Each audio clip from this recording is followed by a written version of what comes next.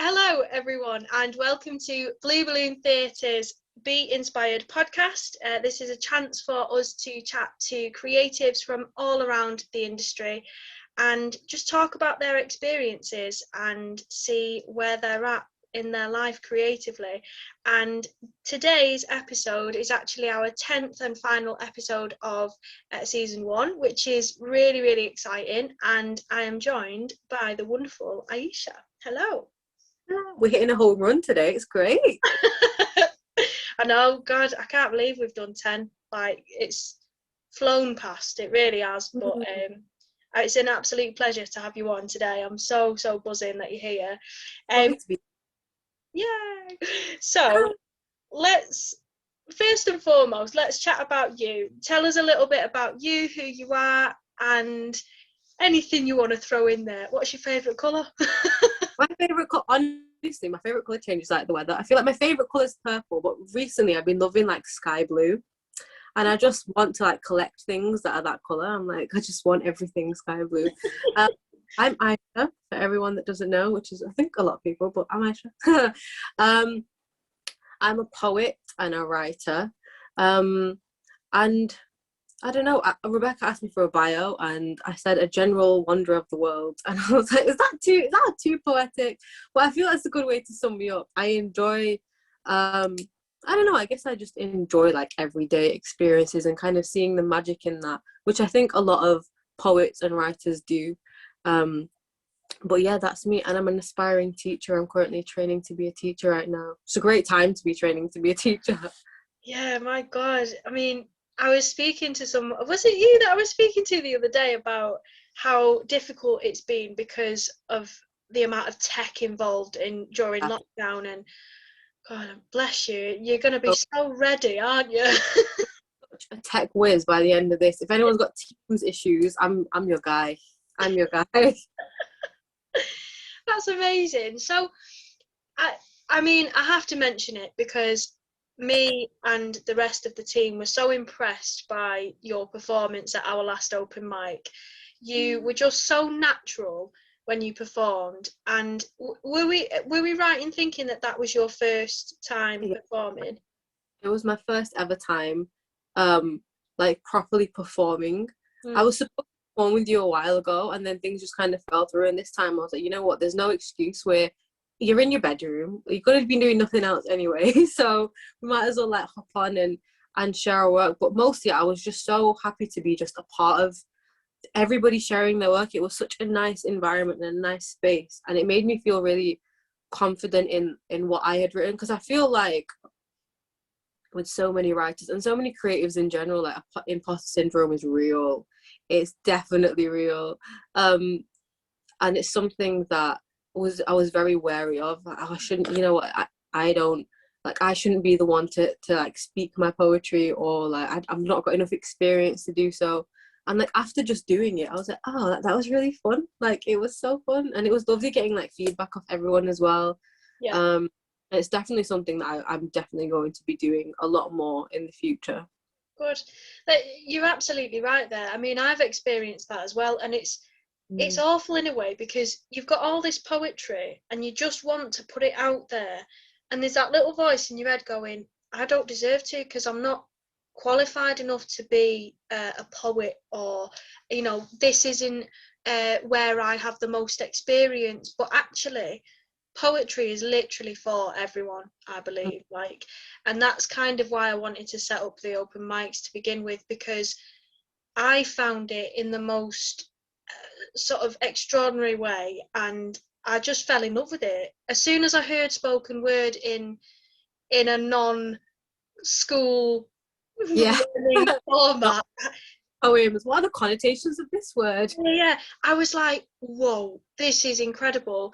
And it made me realise that connection, that little spark that I suddenly had, like it bubbling away in my tummy, was like, wow, this is really exciting. You know, I've never had this level of excitement.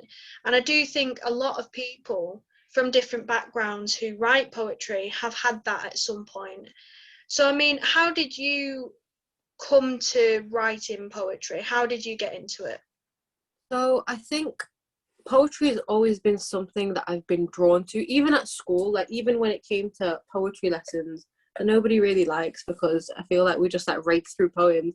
I used to really enjoy like picking apart the metaphorical language in a poem, for example. I used to really enjoy the picture that the writer was drawing and the poet was drawing. And I guess I've always been quite in tune with that side of myself. I guess I used to, like a lot of writers did, use it as like an outlet to kind of convey my own thoughts and feelings and try to understand them a bit better. And I feel like as I grew older, it was something that I wanted to take more seriously. So I went and did my degree in English and creative writing, and I picked poetry to do my dissertation on. And just that experience allowed me to look at it so much more professionally, as opposed to using it to just kind of get my thoughts out, which is a great way to, I write some of my best things, like just kind of splurging ideas onto the page. But more recently, I'd say over the past 3 to 4 years, I've been taking it much more seriously. And that's the first time, like 3 years ago, that I called myself a poet, even though it was just like in my Instagram bio. I know, actually, like you are a poet, because yeah, it's the that's first how I step, want to see isn't it? myself. Yeah, of course, it's the first step in acknowledging, like, actually, this is how I view myself, and this is like what I want as part of my identity. And Yeah. I think that kind of, that part of me just really flourished over the past 3 to 4 years, because I've been putting more of my work out, I've been sharing it a lot more, and I've been doing so very unapologetically. Yeah. If there's a theme in my poem that I know has come from a very deep place, and a place of maybe trauma or a place of sadness, I'll share it like unapologetically, because I know that's like, it's a part of me at the end of the day. Yeah. And thing that I want to share, because one thing that we all have in common is our emotions, that we all feel things very deeply. And I feel that's one of the most beautiful things about human beings as a creation. Like, the fact that we can feel so much at any one given time is, honestly, it's a blessing. And for us to really find that and nurture it and share it with each other, I think it's a really beautiful thing. Yeah. Yeah. No, I completely agree. It's amazing, isn't it? Because like you said there, it's something so personal to you. If you've had a traumatic or stressful or upsetting experience within your life, and you choose to write about it, it can be very exposing and very vulnerable for a lot of poets, especially when you're new to sharing your work. But actually, in sharing that, I think a lot of people can relate, because no two people are going to have the same experience of life. But as you say, what we share in common is the depth of feeling. And if for example, me and you, we might have had a very traumatic experience within our lives. Your account is going to be completely different, but if I read your version of that in poetry form, I could still connect to it, and I could go, oh wow, Yeah. I'm not alone. There's somebody else that's had an experience like that, and there's something really, really special in that. I think you're absolutely right. It's fascinating. I love hearing other people's work. I arguably enjoy listening to other people's work more than speaking my own. Completely agree. It's like a key into them, isn't it? It's like, it's just a different level, obviously, that we carry ourselves around like the face of the earth every single day, and like we put on almost like a show of who we want to be that day. And it's just such an immense experience to listen to someone and the way they perceive their world. And I think that's one of the things that I really enjoyed about my course as well in uni, was the fact that it allowed me access to so many different poets that I would never have thought to look at, I would never have known existed, or I would never have come across. And I love that about writing as well. Over last lockdown, I really got into Haruki Murakami, and I just love the way that he writes. I just think it's so simple, and it's just like, that's how you're seeing everything, and by reading your words, I'm seeing it with you. And Yeah. just that journey is it's honestly, it's so profound. And even with spoken word night, that you guys should come and join us next time we do it. I think shout out to the Blue Moon Theatre for putting them on throughout lockdown. Honestly, it's just listening to everyone from all walks of life, from all backgrounds, from all ages. It was honestly just such a lovely experience, because especially now when we aren't seeing people as much as we want to, when we're in a position where other human beings were deemed as dangerous because of this virus that nobody can see, to know people's thoughts was honestly such a valuable experience. And I think you get that with poetry and different writing styles and different things that people kind of pick up on. You really get to know like more about them. I think I personally I feel like I'm very metaphorical, like I speak in a lot of analogies sometimes. I like to romanticize like my environment and poeticize everything around me. But because of that, I feel like I can convey so much more about what I'm feeling, and I can convey so much more directly about what I'm trying to get across, because I can explain to you a picture, but you're never gonna I don't know, feel it with me. And I feel like that's one of the most beneficial things about poetry. That's one of the things I love about being a poet, which I think I am, by the way. I would agree. It's the fact that I'm trying to get the feeling across to you more than anything else. And it's a lovely experience to know that it does get across. And I feel like when I realized that it does get across, I was like, wow, I'd love to keep having this experience with people. It's almost like I write so that people can speak to me about their perspective of what I write, if that makes sense. Like this is what I see. What do you see? And so many people pick up so many different things. Even I've started to put more things on Instagram, and just getting feedback from different creatives is amazing. They'll pick up on certain words and phrases. I didn't even realize that I used that, and it's amazing that that's what you saw. Why did you see it? Like what kinds of things like drove you to that particular meaning? It just opens up the world so much. Like it really is the magic of life, I think. I love that.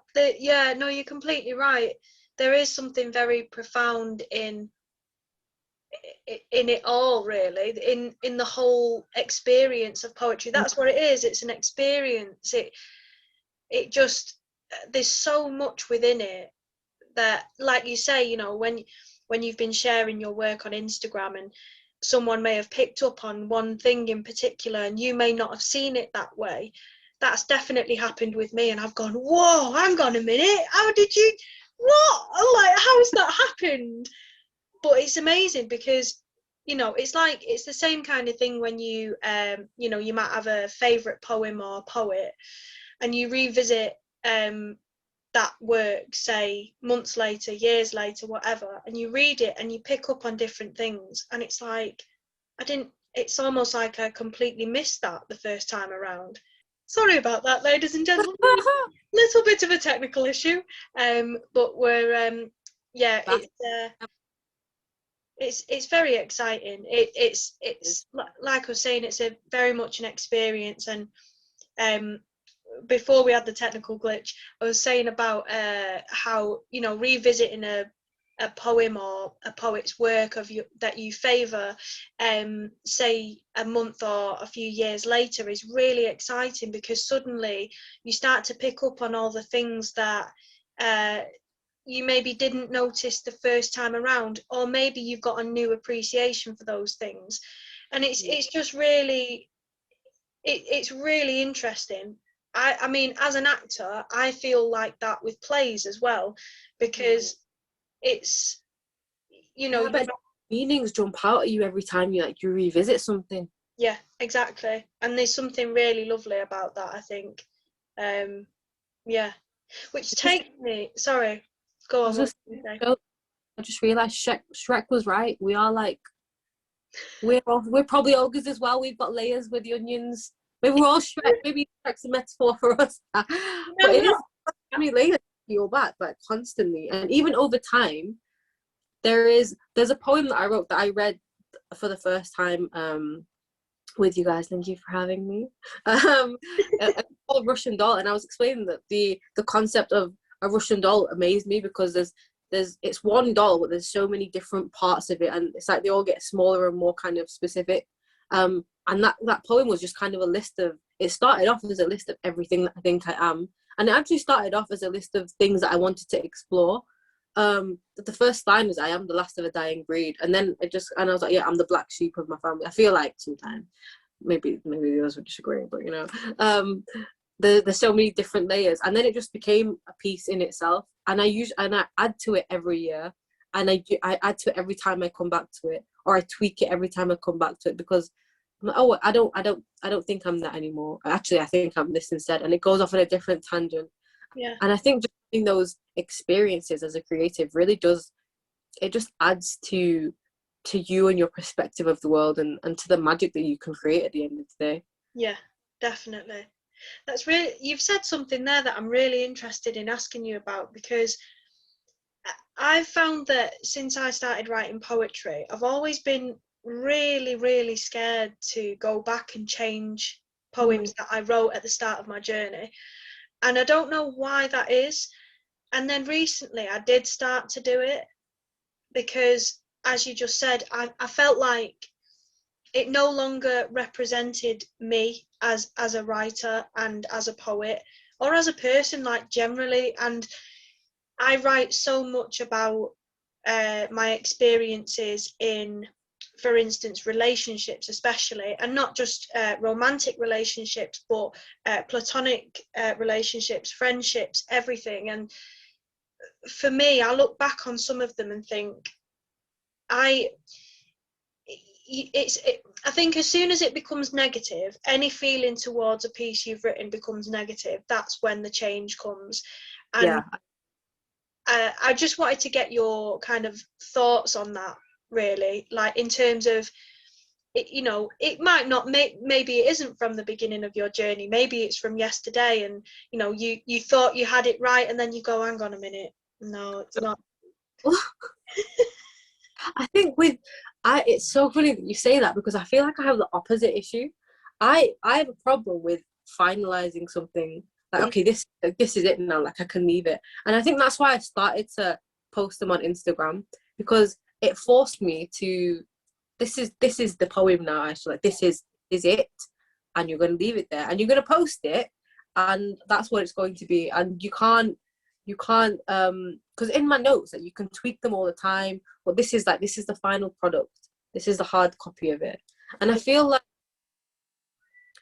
there is that hesitation going back and changing them, but it's almost liberating to know that actually I can disassociate myself with that part of myself now, and I can see that as an experience, and I can respect it as that, and value it as that, but that's not me. And I do feel overcome with emotion a lot of the time when I look back at some very cringy pieces that the world will never ever see, by the way. Those, I found a lock function on notes, and best believe I used it. I was like, no, this, and hackers can get into my phone, they're never going to read this, they don't need to know what was going on in my head when I was thinking. But I think that kind of revisiting it, and revisiting yourself and who you were there is something very liberating in knowing that actually that's not me anymore. And I think that's something I had, like, a conversation with myself with. I have a lot of conversations with myself on a daily basis, very much out loud sometimes. If anyone bugs my car, that's it for me. But I had a conversation with myself, and I was just thinking, I was having conversations that what kind of poet do I want to identify as?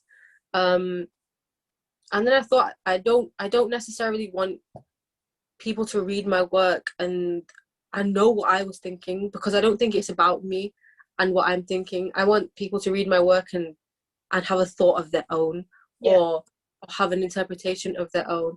That's why I've started to, which I'm really enjoying doing. I've started to take concepts and write about them, as opposed to experiences. Sometimes I feel like sometimes the experience needs to come out, and I'll very much do that, and I love doing that. And those are some of the most emotional pieces that I feel like people will ever write. But sometimes more often now than not, I like to work with like a concept or something. So like the Russian doll was a concept that I was thinking of. I've got a list of concepts that I want to do some work on. I know that one of them is the lion and the lamb. I want to explore like the relationship between the lion and the lamb. There's another one that it's called Brothers and Bar Fights. I was watching The Umbrella Academy, and Klaus and Diego were in a bar fight, and they were just backing each other, and I was like, there's something so interesting about these two have gone in arguing, but now they've got each other's backs, and it's over something stupid like the guy hitting with a snooker cue or whatever, but it's like a fight to the death. And concepts like that I feel like are interesting to write about. The first one I ever did in terms of that actually was called Notre Dame, and it was after Notre Dame was damaged a few years ago. And I remember looking at a picture and thinking, I remember loving The Hunchback of Notre Dame while I was growing up, and like it was always something so magical, and now it's been reduced to something so very finite, and just that concept, I wanted to like explore that. So I think in terms of what you're saying about going back to work and editing it, I feel like that's all part of the process, and I feel like that's the most liberating part of the process, to be scared of something that you've written, to be scared of something that you've created. I think it's awesome. I think you're awesome, mate. Oh, stop it. I think you're awesome. Which leads me very nicely onto the poetry that you read, Russian Doll included, at our latest open mic. It was very, very honest, but in a very sort of gentle and compassionate way. That's the best way I can describe your poetry. There was something very raw about it, but very, very beautiful. And I'm interested to know, I mean, you've kind of touched upon it there, like how you'll take something like a concept and you'll write about that. Do you have any other approaches to writing, and what kind of topics do you feel like you sort of revisit the most? I think as someone of the Islamic faith, I feel like that has been something of a driving force for me in terms of poetry and working with that. Like the Quran, our holy book, is written in poetry. Everything's rhyming in it, and it's just such a profound experience to read. And when you read the meaning of it, it's like reading like a collection of God's poetry, and it's honestly so beautiful, because the thing happens where you go back to it and different things jump out at you, different stories jump out at you, different experiences that a higher power is narrating to you jump out at you.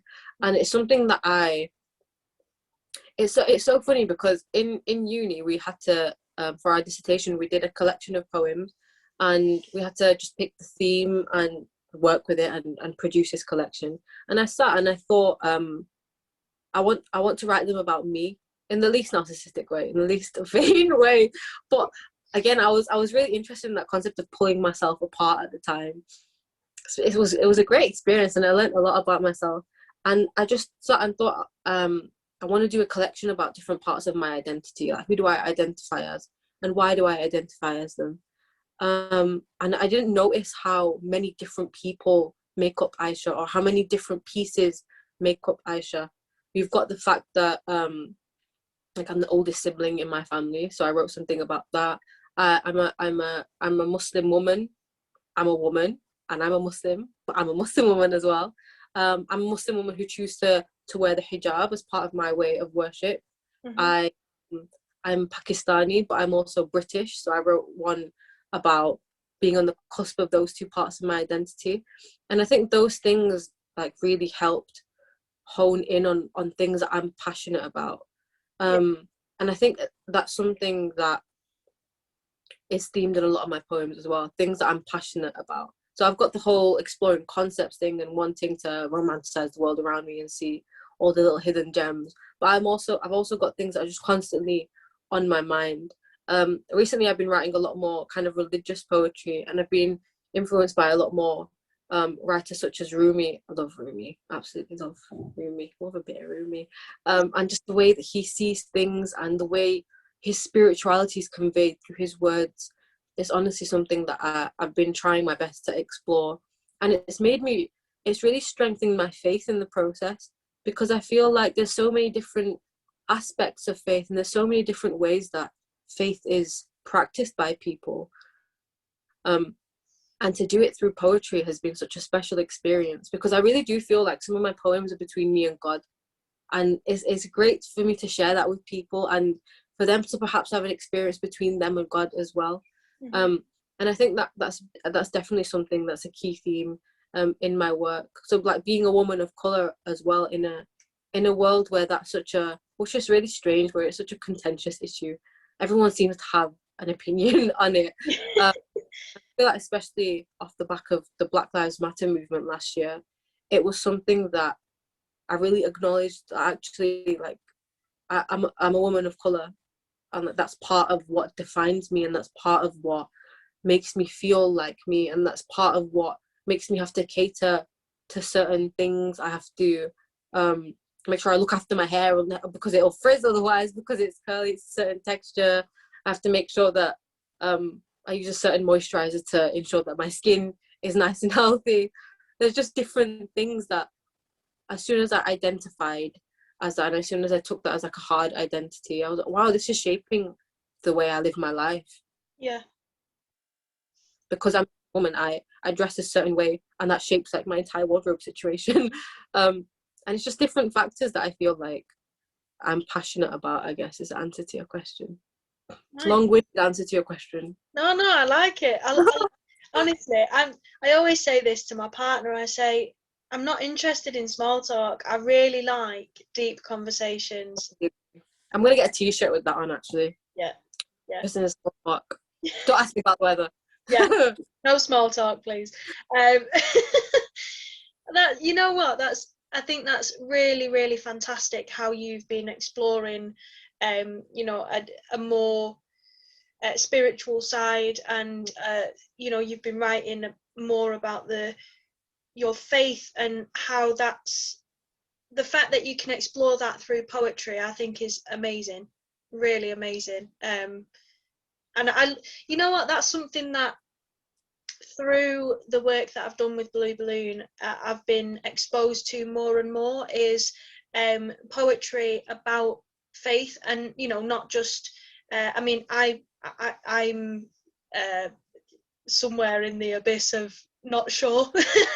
I don't really have any kind of belief. I am a very spiritual person, but I don't believe in anything really. I just am. I don't put labels on it or anything, but I completely respect people like yourself that explore their faith within any written format. I think that is amazing, and to read it gives you an account of someone's experience, and it allows you to kind of understand why people do have a faith.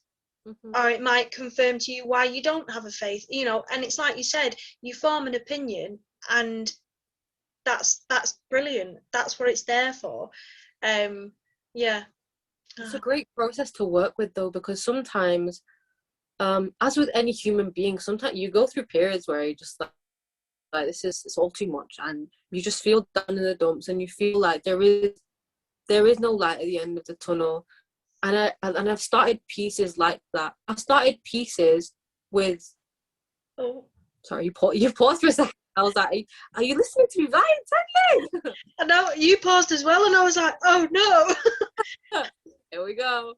But yeah, I've started pieces of writing, and I go back and read them, and I realize, like, I've started pieces with very little faith. I've started pieces that I'm just very confused, and I feel lost, and it's more of a ramble. It's more of a cathartic piece, if you will. Yeah. And by the end of it, there's always that reaffirmation, and it's really nice to have, I feel like, those things, and they're so different for every person. Mm-hmm. But those things that we cling to in terms of comforting ourselves, and ourselves as human beings, and ourselves as just creatures walking the earth, because there's so many different interpretations of everything. But it's nice to know that even the days I do feel hopeless, and even the days that I do sit and question things, because it's natural to, I always end up back to that home, really, to that place where I feel at peace and my soul's at rest, and I'm like, thanks. Thank you for that. I needed that. That's amazing. That is really, really amazing. Like, yeah, brilliant, absolutely brilliant. I'm very aware of the time. I don't want to take up too much of your time today, even though we probably could chat all evening. Good, you know. So something that I wanted to ask you to kind of end the podcast, kind of. We'll see. We'll see.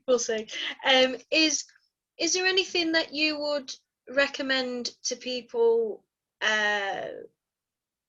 whether they're starting out on their journey, whether they're, they may have been 10 years into their poetry journey? Is there anything that you would recommend to writers in general, really, whether that's based on your experience or something that you've learned throughout the years that you've been writing? What are your thoughts on that? So I'm going to let you in on a secret, guys. It's not a secret, it's just a well-known fact. I cannot take care of plants at all. If anyone ever wants to give me anything, don't ever give me a plant, because for some reason I just don't have green fingers. It's just not something that I'm good at. Well, my best friend got me a bonsai tree for my birthday a couple of years ago, and I didn't know how to take care of it. So I was just watering it here, there, willy-nilly, once a week will be fine. Like, it's a tree, it's got roots, it'll drink. And the bonsai tree's dead now. And it's not grown. And it was so sad, because I always wanted a bonsai tree, and I didn't know how to take care of it, but I knew I wanted one. Yeah. And it's just there, just stuck in the mud. And I think it taught me that just because you want something, you have to know how to take care of it. You have to know how to nurture it. And I think being a creative is definitely something of a seed within you. You have to know how to take care of it, because each plant has such different needs. There are some plants that you can just leave and they'll water themselves somehow. I don't know how. Should have probably listened in science, actually. And some plants that you have to put in very specific conditions. Yeah. I feel like in a way we're all like that. We have very specific conditions that we need to put ourselves in and nurture ourselves in. Like with me, for example, I knew that I was confident with sharing my written work. It's my spoken word that I'm very like, oh my God. I'm very conscious of the fact that I'm new to that. I've been writing for a long time, but spoken word is something that I'm very new to. So I think no matter where anyone is on their creative journey, whether you're an actor, a writer, a poet, I think it's very important to stay in tune with yourself, and to really every few months just go back to a point where, okay, what drives me? And it might not be the same, because we're constantly growing, we're constantly changing. What's driving me right now, and how can I make the most of that? And how can I make sure this bonsai tree doesn't die? What conditions do I need to put myself in to really like excel and be who I want to be? And I think that's something that every creative, I feel like, can benefit from, because at the end of the day, it's such a raw experience to share your work and to put your work out there. And as long as you know why you're doing it and what exactly you want to say, it'll come out. Like, so many beautiful works of art have come out from just the idea of it, but we have to be in tune with that idea, I think. Yeah. Also, join us for Blue Balloon Theatre Spoken Word Nights, guys. Shameless self shout out to Obviously, the gang. I mean, if you don't check them out, I mean, who even are you? You guys, been under a rock. Oh, that was a shameless but beautiful plug. Thank you so much. I think that advice is just brilliant, really. I think we all need to do that sometimes. And I think as well, we all kind of, at some point or another, we have all kind of lost touch with ourselves, because, as you said right at the start, sometimes there is just too much going on. It could be circumstance, it could be in your own mind, there could be too much going on.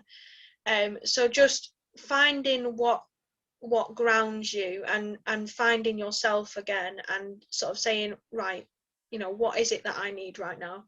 How can I look after myself? How can I nurture this seed within me to make everything better, to, you know, to produce work or whatever it is, you know. It's really important, definitely. And it's something that I think we at Blue Balloon try to instill within our performers, is that, you know, if you can't make an open mic, for example, don't beat yourself up about it.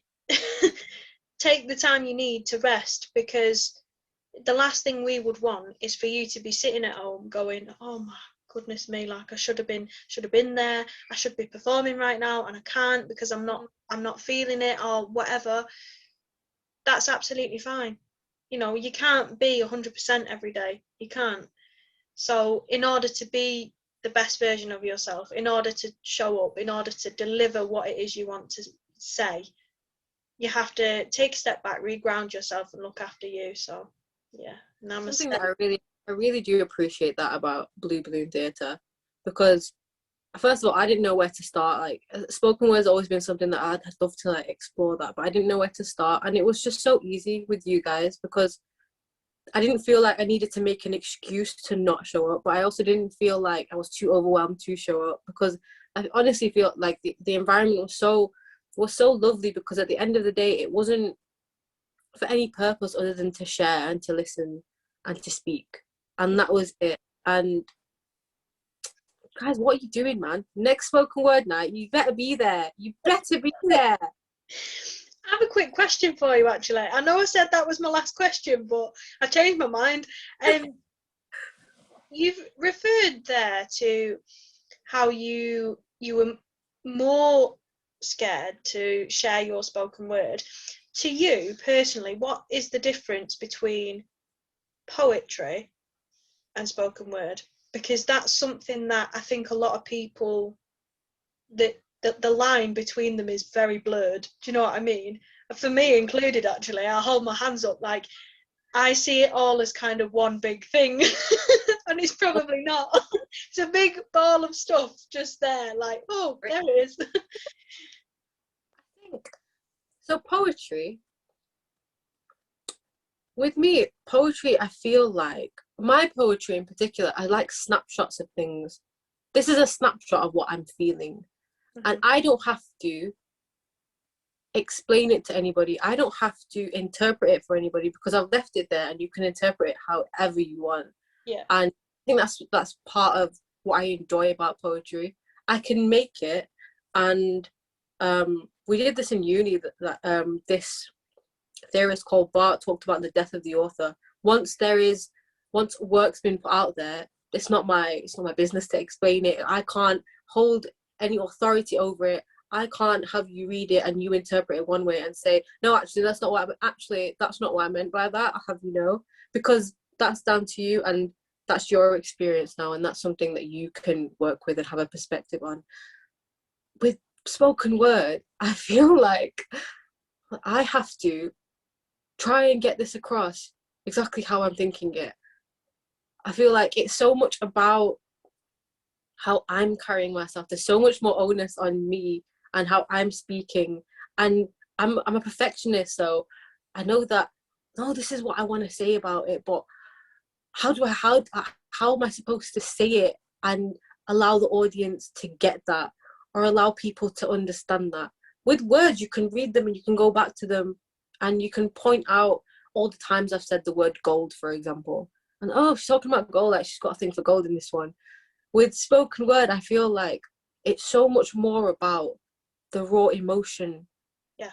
And it's so much more about really fine-tuning exactly like what you're feeling and what you're thinking, to the point where everything else isn't there. It's just about you saying what you want to say. And sometimes I have difficulty in saying what I want to say, and I go the long way around, which is why we're here for 3 hours. But I feel like, personally, for me, the difference is that, like, it's so much more, it's about you in that moment. It's about people that are listening to you. They're not just reading words that could talk about some abstract concept. They're listening to you. And that's what freaks me out. That's so interesting. I'm really glad that I asked that question now, because that's made me think about, am I more of a poet or am I more of a spoken word artist? Not that it matters, but I'm thinking about it anyway, and I'm like, well, that's another thing that I can put in my Instagram bio later on. Or thought there. I can't sleep. How would I define myself? Oh God. Oh, it's crazy, isn't it? The world we live in. Oh, well, that is a really, really smashing way to end it, and I am going to end it this time. Thank you so much, Ayisha, for coming on and just being an absolute breath of fresh air. You've been so honest and so profound in everything that you've said, but in the best kind of way. So thank you for that. Having me. It's an absolute pleasure. And if you want to take a moment to plug any of your social media, then please do, because I'm sure everyone is going to want to follow you now and see all your work. No pressure. No pressure. My Instagram is __ Aish, so AYSSHH. Why not be complicated? And if you give me a follow on there, I feel like I very much just post what's on my mind, or especially with stories and things. I think I'm just like, here, have a rant. But yeah, I'm working to be a lot more consistent in just uploading my work. I think like just with uni and stuff, it's kind of all been brushed under the carpet. But yeah, stay tuned for stuff on there. And also, guys, Blue Theatre, you need to sort yourselves out, really, really. If you're not being here for a while, then welcome. I've not been here for a while. Honestly, I think if you're a creative and you're looking to get your foot in the door, I feel like my foot's in the door now, and I didn't feel like that a month ago. And honestly, it's just because of the amazing team and Becca's epic, and of course, everybody. But yeah, if you're creative and you're looking for a place to start, like, this is your sign from the universe, everybody. Exactly. This is a sign you were looking for. That means so much, Ayisha. It really does. I mean, I'm actually blushing, and I can't deal with that. There's too many compliments. But honestly, thank you. And I'm sure you'll be back on the podcast at some point in the future. I hope so anyway. But yeah, go follow Ayisha on Instagram. And if you were watching this on YouTube, thank you so much for watching. We apologise for the technical glitches that we've had. Don't know why it's happening. The universe is just not happy about us using technology today. And do leave a like on the video, comment down below, and we will meet you down there. If you've been listening to this on Spotify, Anchor, or any of the other wonderful places you get your podcasts, thank you so much for listening, and we will see you at season 2. Or you might hear us at season 2, not see us. Be here. Goodbye.